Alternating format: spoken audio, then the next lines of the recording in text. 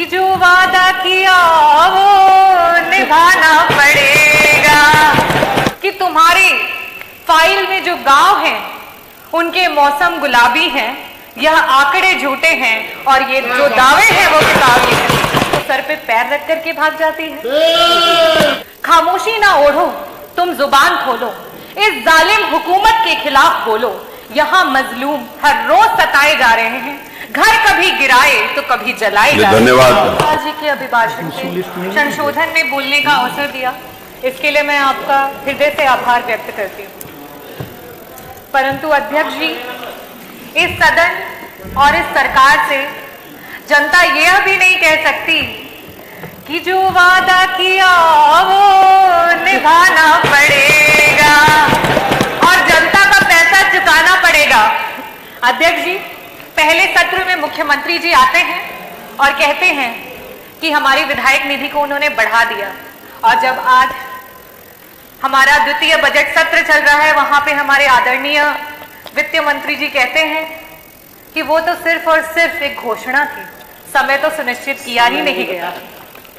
तो आदरणीय अध्यक्ष महोदय, उसी प्रकार से ये जो अभिभाषण हुआ, ये जो बजट प्रस्तुत हुआ, इन्वेस्टर समिट मीट जो 2018 में हुआ और 2023 में हुआ, ये सब की सब घोषणाएं हैं और जनता ये जान रही है कि इसका समय अभी तक सुनिश्चित नहीं हो पाया है। और आप लोग क्यों घबराते हैं जब विपक्ष ये कहता है कि तुम्हारी फाइल में जो गांव हैं उनके मौसम गुलाबी हैं, यह आंकड़े झूठे हैं और ये जो दावे हैं वो किताबी हैं। और ये बड़ा ही सीरियस मैटर है, क्योंकि ये crisis of credibility of leadership है अध्यक्ष महोदय, और इसको संज्ञान में लेना चाहिए।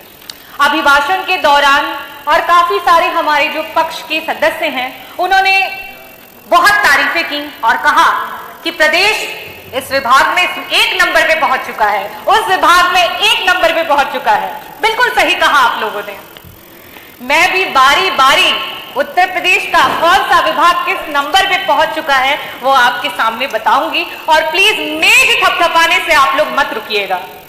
कल उप मुख्यमंत्री जी बहुत तारीफ कर रहे थे, अपने नंबर ऑफ सीएससी पीएससी की बातें कर रहे थे। मैं आपको बताना चाहूंगी, और ये जो आंकड़े हैं मैं टेबल कर दूंगी अध्यक्ष जी, ये जो आंकड़े हैं ये आपके ही सेंट्रल की जो सरकार है उसके आंकड़े हैं, जो बताता है कि अगर हम मैटरनल मोर्टेलिटी रेट की बात करें, प्रसव और गर्भ की अवस्था के दौरान जो मृत्यु होती है, आज हमारा जो उत्तर प्रदेश है 167 पर लाख लाइव बर्थ हमारे यहाँ डेथ हो रही है। हमसे बेहतर तो बिहार है, हमसे बेहतर तो बिहार है जहां सिर्फ और सिर्फ 130 हो रही है।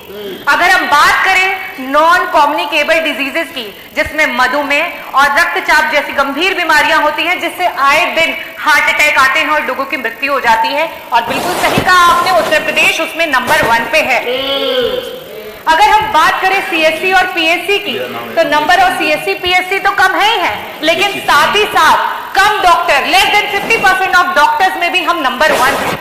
अगर हम बात करें पीएससी और सीएससी पे मूलभूत सुविधाओं की, अगर हम बात करें ईसीजी मशीन की, जिससे कि क्विक आप कम से कम ये पता कर सके कि वो मायोकार्डियल इंफार्क्शन का पेशेंट है, और उसको एक इमरजेंसी मेडिसिन दे करके 45 मिनट हाथ में अगर रख करके उसे एक हायर रेफरल सेंटर पे भेज सके, आज हमारे पास ईसीजी की भी सुविधा उपलब्ध नहीं है और हम नंबर 1 पे हैं। अगर हम एमआरआई मशीन की बात करें तो हमारे पास लाइब्रेरी में भी यहां तक ये इंफॉर्मेशन नहीं है कि किन किन जनपदों में और सरकार के द्वारा कहां कहां एमआरआई उपलब्ध है, और हम नंबर 1 पे हैं। सरकार बात करती है पिछड़े और दलित के हक की और सम्मान की, और जब जाति जनगणना की बात आती है तो सर पे पैर रख करके भाग जाती है। आज जब विपक्ष ने बात उठाई कि जाति जनगणना करवानी चाहिए, तो आदरणीय मंत्री जी कल वहां बैठे थे और कह रहे थे कि बिहार की आप बातें करते हैं, बिहार तो बड़ा ही खराब है, बिहार में ये होता है वो होता है। बिहार अगर खराब है और उसके बावजूद भी अगर दलित और पिछड़ों का सम्मान कर रहा है, तो आप क्यों धर्म की राजनीति कर रहे हैं? आप क्यों नहीं सम्मान कर रहे हैं दलितों और पिछड़ों का? आप सिर्फ चुनावी दौरान में आपके कार्यकर्ता जो हैं वो जाते हैं ग्राम सभाओं में और दलित बस्तियों में, और मैं बताती हूँ क्या बातें होती हैं। पूछते हैं क्या भाई कौन जात हो, तो कहता है दलित हूं साहिब। कहते हैं अरे नहीं नहीं किसमें आते हो, तो बेचारा का मारा कहता है, आते हैं साहिब, आपकी गाली में आते हैं, गंदी नाली में आते हैं और अलग की हुई थाली में आते हैं साहिब। तो कहता है, हम तो सोचे तुम हिंदू में आते हो। बोले आते हैं ना साहिब, लेकिन सिर्फ और सिर्फ आपके चुनाव में। और आप हक की बात करते हैं। आपके एनसीआरबी के आंकड़े बता रहे हैं कि आपके प्रदेश में सबसे ज्यादा एससी और एसटी कम्युनिटी पे जो है वो क्राइम्स हुए।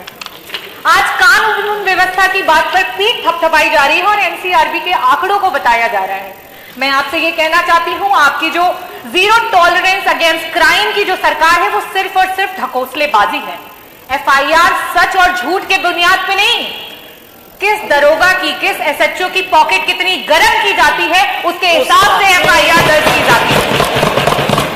और आपको मैं एक और बात बता दूं कि जाति विशेष अमरोहा में, आपके जनपद अमरोहा में सिर्फ और सिर्फ पूरे जनपद में एक ही जात के सारे लोगों को पुलिस विभाग में डाल दिया गया था। ये तो आप लोगों को स्वयं भी पता होगा।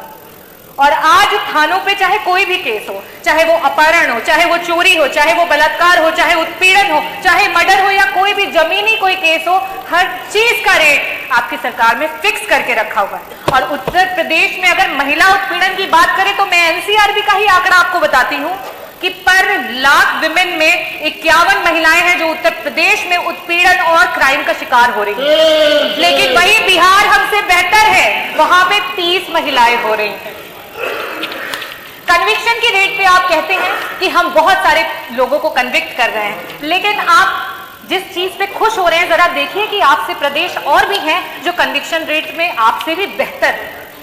आज आपका प्रशासन संविधान की धज्जियां उड़ा रहा है। संविधान जो कहता है कि अगर इंसाफ दिलवाने में कोई मुजरिम छूट भी जाए तो कोई बात नहीं, लेकिन किसी निर्दोष के साथ अत्याचार नहीं होना चाहिए। कानपुर देहात में वो मां बेटी जिस तरीके से जल गई, क्या वो किसी तरीके से संविधान के अनुरूप हुआ? आज ये बुलडोजर सरकार है जहां सबने अपने होठ सी लिए। उस पे कुछ चंद लाइनें बोलूंगी। खामोशी ना ओढ़ो, तुम जुबान खोलो, इस जालिम हुकूमत के खिलाफ बोलो। यहां मजलूम हर रोज सताए जा रहे हैं, घर कभी गिराए तो कभी जलाए जा रहे हैं। धन्यवाद डॉक्टर रागिनी। 1 मिनट हो गया, पूरा समय हो गया, 7 मिनट 10 सेकंड हो गए। नहीं, श्रीमती रजनी तिवारी, धन्यवाद। मुझे लग रहा था आप बिहार में भाषण दे रही हैं। मेरी बात सारी करनी चाहिए लेकिन समय की सीमा।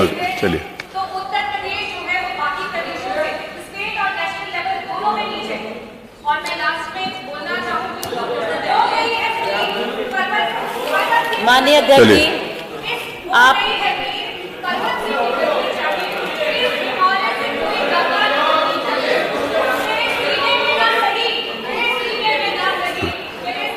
रजनी तिवारी, आग तो लेकिन जलनी चाहिए।